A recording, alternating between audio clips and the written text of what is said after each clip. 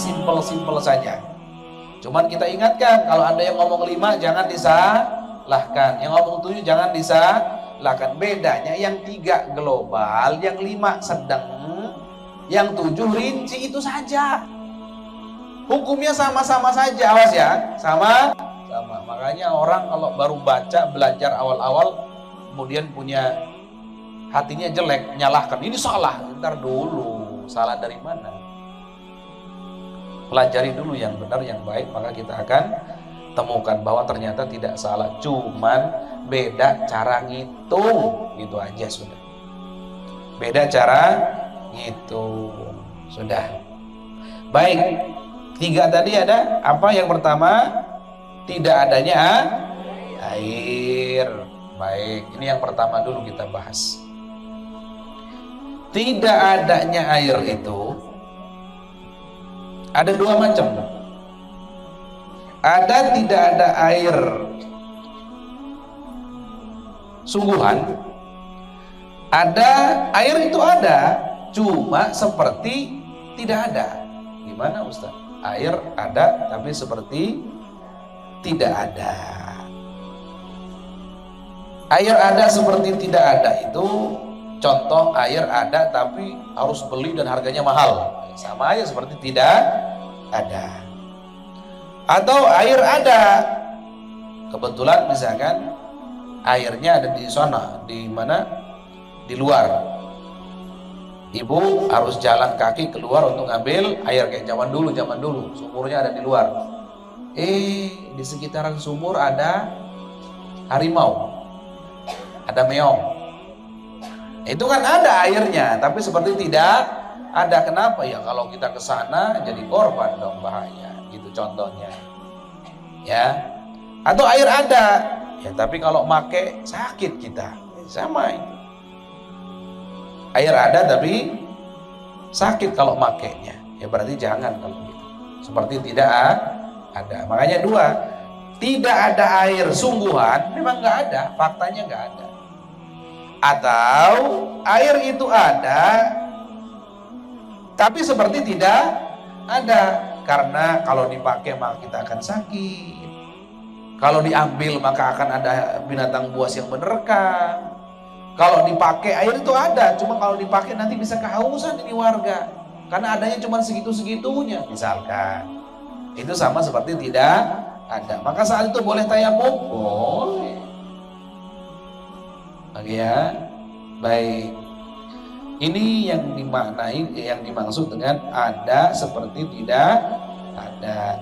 Nah. Baik, yang kedua sakit. Sakit itu gimana sih? Sakit itu tadi, sakit itu yang termasuk dalam kategori sakit dalam tayamum itu, yang pertama, kalau kita memakai air maka kita akan mati. Waduh, bahaya kalau udah begitu. Kata dokter ini anti air, ada manusia anti air. Kalau dia kena air, dia wassalam, meninggal. Ya udah kalau gitu wajib tayamum. Atau sakit, kalau dia memakai air, maka penyakit yang dia derita akan tambah parah. Berarti ini sakit boleh tayamum. Atau penyakit yang dia derita nggak sembuh-sembuh, nanti lambat juga boleh. Atau ada penyakit kulit tertentu, kalau dia menggunakan air akan berubah warnanya jadi jelek misalkan, jadi hitam, jadi biru, jadi ini boleh tayamum gitu ya. Cuman begini, kalau sampai harus meninggal dunia maka wajib tayamum. Tapi kalau hanya tambah parah atau lambat sembuhnya, ini boleh tayamum, boleh wudu gitu ya. Baik. Jadi gitu, tambah sakit, lambat sembuh, kemudian berubah warna kulitnya, jadi gitu ya. Atau jangan-jangan nanti tangannya tidak berfungsi gara-gara wudu. Sudah, kalau gitu sudah boleh tayamum. Pertanyaannya, Ustadz, Itu yang menentukan sakit itu siapa? Satu di antara dua. Yang pertama, dokter yang ahli di bidangnya.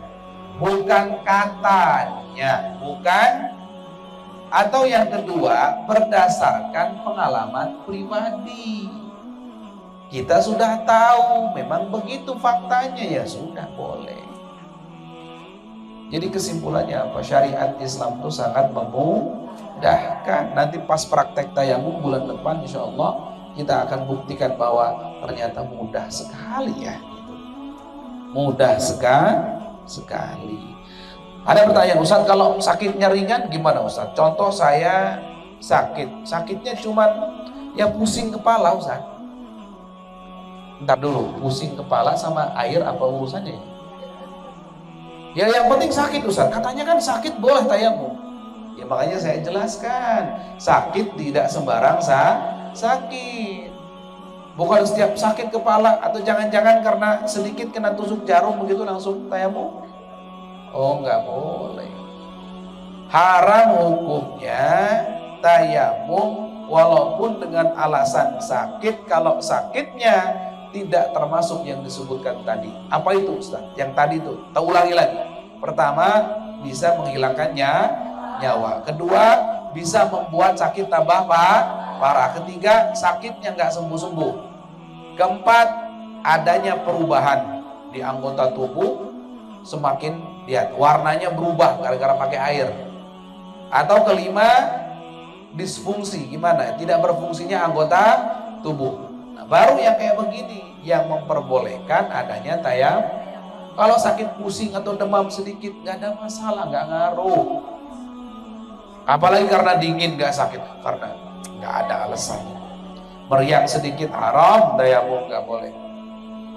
Cuman ibu nanti boleh gini, kalau ibu meriang demam pakai air hangat saja. Kan nggak masalah. Ustadz kan air musyamas, katanya itu musyamas kena matahari, beda lagi.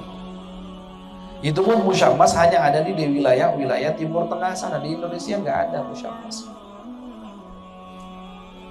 Makanya yang punya water heater, yang punya penghangat air, ibu lagi demam atau apa, boleh pakai itu. Bahkan mana yang lebih mudah bagi ibu, yang dingin apa yang hangat? Yang lebih mudah, yang lebih enak. Misalkan pas cuaca dingin yang hangat, ya sudah pakai yang hangat, nggak ada masalah. Memudahkan kok Islam itu. Nggak berubah hukum karena hangat, nggak berubah hukum, tetap boleh. Air itu berubah itu atau perubahan yang dianggap dalam air kan hanya 3, rasa, warna, bau, aromanya 3 saja.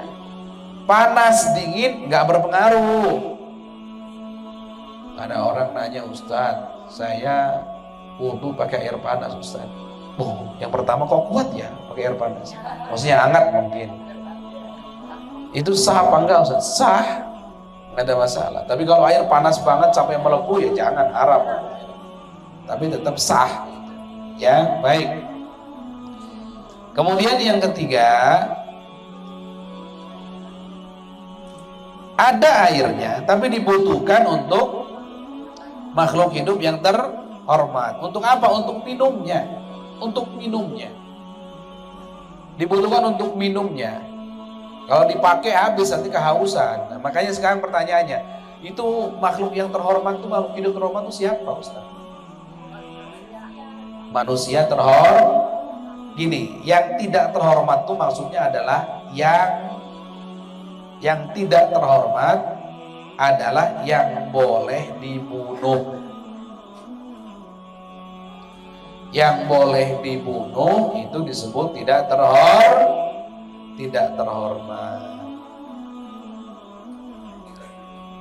Kalau yang tidak boleh dibunuh berarti terhormat. Namanya kambing itu sebelah itu, kalau itu bukan dibunuh beda lagi. Kambing, kita punya air buat minum kita cukup, ada lagi sisanya buat minum kambing kita.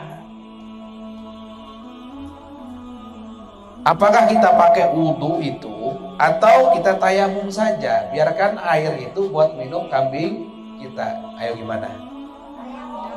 Tayamum. Kenapa? Karena kambing terhormat. Yang enggak itu apa, Ustaz? Mohon maaf. Yang pertama babi.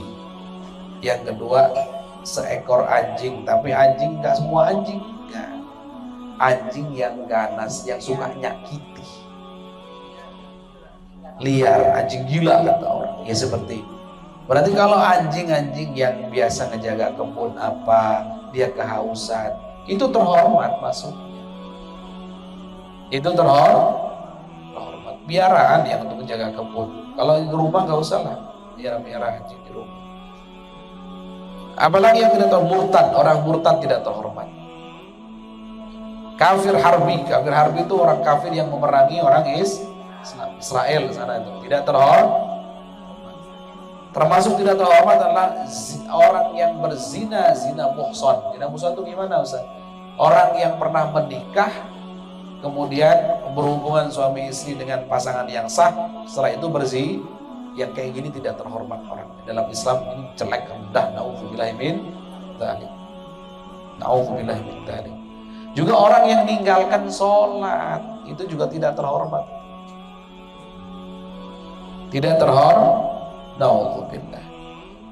Tapi jangan sampai ibu, berarti kalau gitu orang meninggalkan sholat boleh dibunuh, Ustaz. Allah boleh dibunuh, tapi harus hakim yang membunuh setelah diajak taubat dan seterusnya.